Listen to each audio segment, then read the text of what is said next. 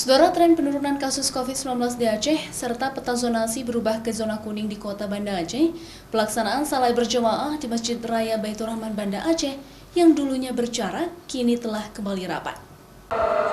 Kebijakan tersebut diputuskan setelah adanya kesepakatan antara pemerintah Aceh, ulama, pengurus Masjid Raya Baitur Rahman, dan TNI Polri yang selama ini mengawal pelaksanaan protokol kesehatan di lingkungan Masjid Raya Baitur Rahman Banda Aceh. Kasus COVID-19 terus mengalami penurunan, serta Banda Aceh kini berada di zona kuning COVID-19.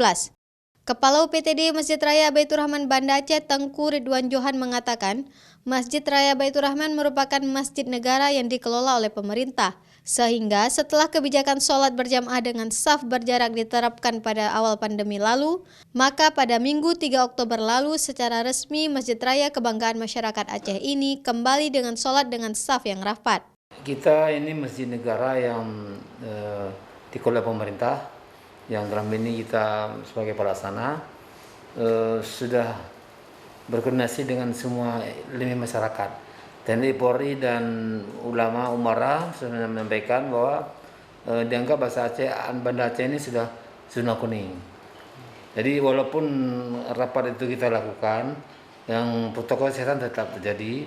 Misalnya untuk pakai masker tetap, itu tetap kita anjurkan pada masyarakat.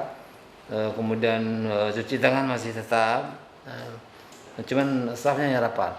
Tengku Ridwan Johan juga mengingatkan, walaupun pandemi membaik dan saf sholat kembali rapat, namun jamaah dihimbau tidak mengabaikan protokol kesehatan, seperti menggunakan masker pada setiap pelaksanaan sholat dan mencuci tangan sebelum masuk areal masjid. Mustajab, Kompas TV, Banda Aceh.